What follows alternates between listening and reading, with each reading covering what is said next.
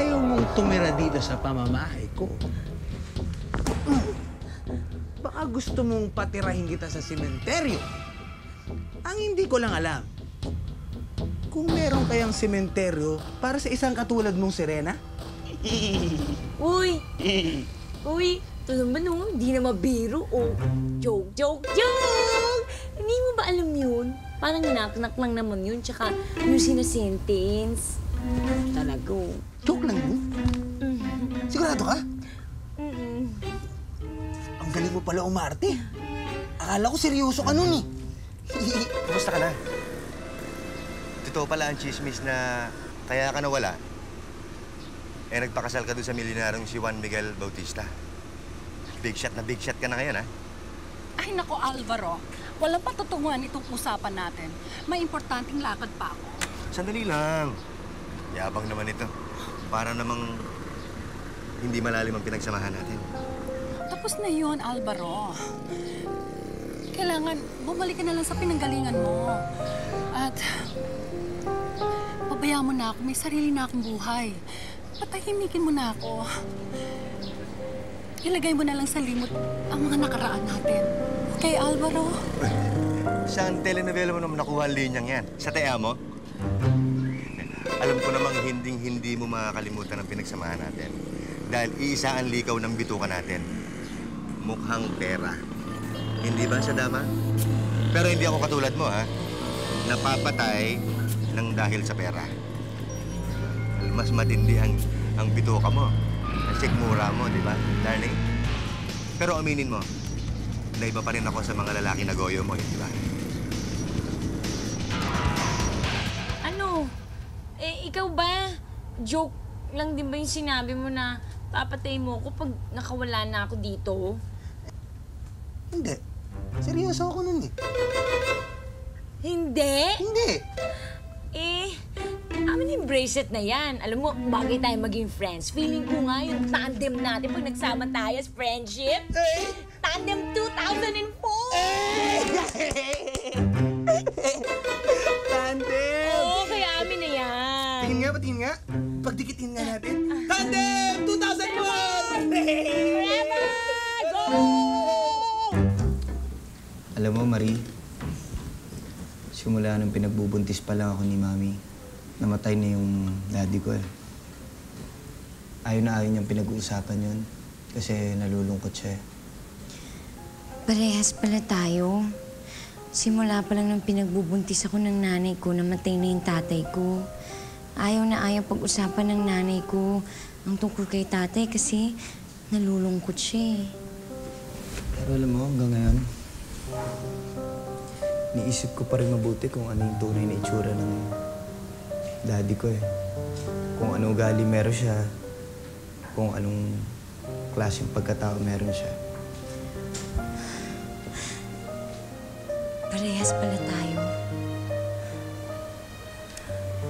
Kaya hanggang ngayon, gano'n na lang yung pagsasamahan namin ng mami ko. Hindi ko siya pababayaan habang buhay. Parehas na parehas pala tayo. Mahal mo pa rin ako hanggang ngayon, di ba? Hindi ba?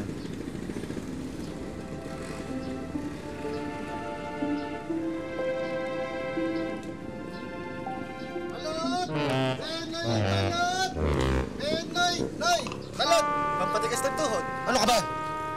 Umalis nga yan, tatadyakan kita eh. Tirik na tirik ang araw. Nagtitinda ka ng balot. Alis dyan. Penoy! Penoy! Balot!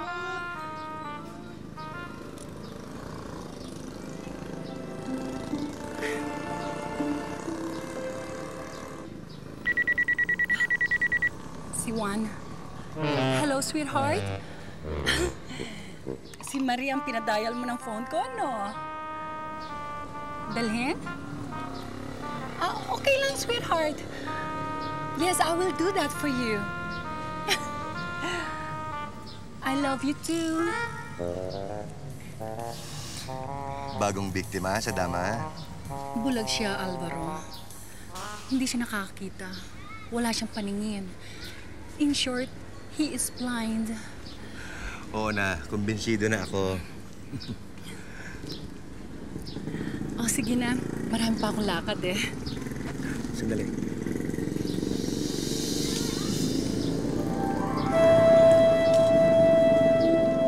Hanggang sa muling pagkikita.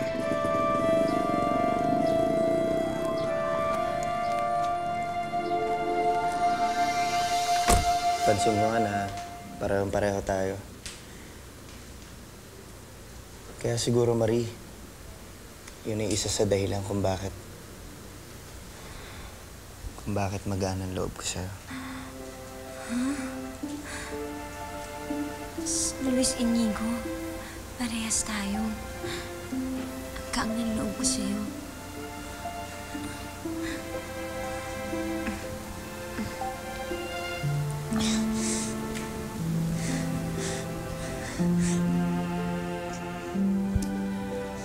Alam mo, Marie, simula nung bata ako, wala na akong ibang kinilala ama kundi si Tito Juan. Ganun din naman yung naramdaman ko sa kanya. Hindi niya ako tinuring na iba. Tinuring niya akong parang tunay na anak talaga. Ang bait pala talaga ni Sir Juan, no? Ang swerte nga ni Ma'am Ira kasi mahal siya ni Sir Juan at meron siya mga kapatid na kagaya ni JM na mahal kayo. Ikaw naman, Mario. Bakit ka naman maiinggit? Eh, sa totoo lang, kaya ganun na lang kalaki ang galit sa'yo ni Ira. Kasi nagsiselo siya sa'yo. Kasi marami nagmamahal sa'yo dito sa bahay. Una-una na si Tito Juan, si JM, tsaka ako. Kasi mabait ka. Madali kang mahalin.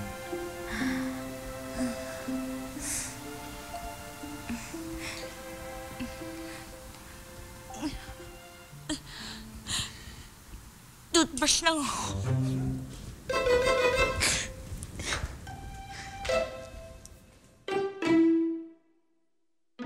Sige, mag-ilusyon ka, babaeng pasaway.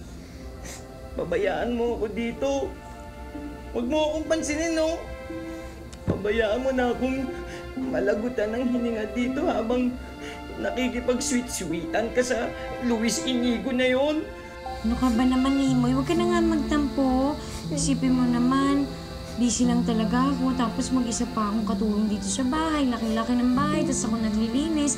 Tapos inaalagaan ko pa si Sir Juan. Tapos... Tama na! Tama na! Huwag ka na magpaliwanag. Huwag mo na akong paikot-ikutin dahil matagal na akong hilo.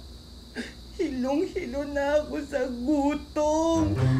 You don't care for me anymore. Ay, oo nga pala. Naku, sorry, nakalimutan kitang pakainin. O, ito. Wag na! Kain ka na. Wag na! Pabayaan mo na ako mamatay sa gutom. Mumultuhin na lang kita. Chong, Nasaan na si Rena? Ang sabi ni Tara, tinakot mo raw siya para aminin niya na siya ang may kagagawa ng pagkawala ni Dolphina. Ikaw ang itinuturo niya, kaya wag mo akong gagaguhin. Lalo ka lang masasaktan! si Tara ang sinungaling. Tumanggap siya ng bayad mula kay Dr. Hector para mapahamak si Dolphina. Chong! Ah! Ba't hindi si Dr. Hector ang tanungin mo? Wala naman akong kasalanan, ha? Si Tara ang gumagawa ng kwento, hindi ako. Wala akong kasalanan, Chong! Umalis ka muna sa harap ko! Baka mapatay lang kita! Alis na! Magdrama ba, Nimoy? Ikaw talaga. Alam mo, tandaan mo to. Best friend kita. Kaya importante ka sa akin. Hindi ko nga alam kung anong gagawin ko pag wala ka eh. Tandaan mo to, Nimoy. Mahal kita. Buti naman at tulog na to. Makakatakis na rin ako. Wag! Wag! Kuya! Kuya!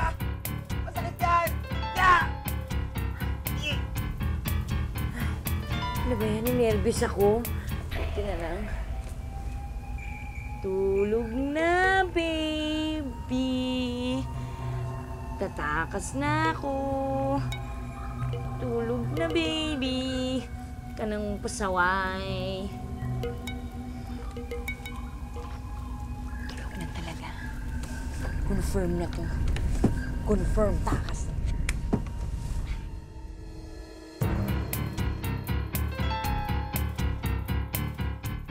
Iyang si Tara Tarantada, hinarap mo na ba? Pinagtataguan niya ako. Halatang guilty. Eh, anong balita dun sa siraulong doktor? Nahanap na ba yung assistant niya? Wala pa rin. Pero kung iharap naman natin sa pulis, wala naman tayong sapat na ebidensyang maipapakita, di ba? Delfina. Nasaan ka, Delfina? Nasaan ka? Sana nga walang masamang mangyari kay Dolfina. Pero alam mo, Felipe, kung sakaling makita natin si Dolfina, please lang, huwag na nating hayaang mabawi pa siya ni Alvaro. Kahit hindi ko na siya mauwi sa bayan namin. Basta buhay lang si Dolfina.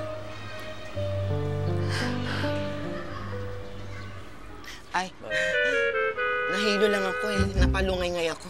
Sakit kasi ng ulo.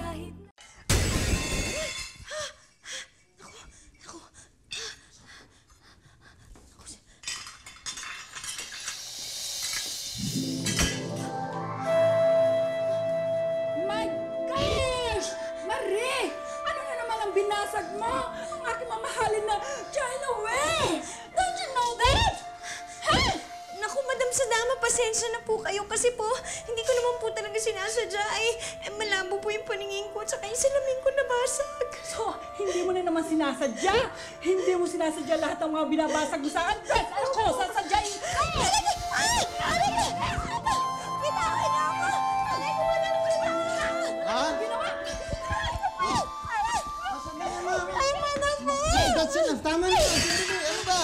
My gosh, Luis! Ingeno, tingnan mo naman. Mamahalin itong mga China Way ko. Pinili ko pa yan sa Mongolia. Binabasag lang ng tanong. Tama na. Ay, tama na. Sandali. Ayan!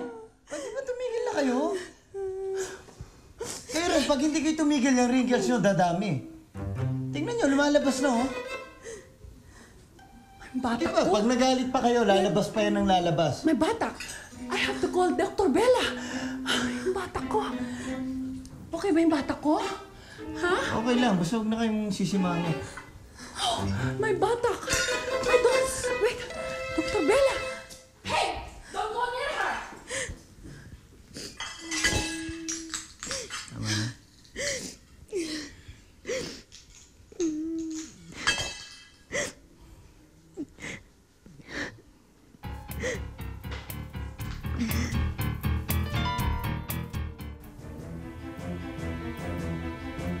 Delfina? Delfina? Delfina? Delfina? Delfina? Delfina? Nagtataguan ba tayo? Ako yung taya? Delfina? Delfina? Delfina? Delfina! Ano ba yan? Sigurado puro gasgas na tong buntot ko. Hindi na ako magiging flawless na sirena.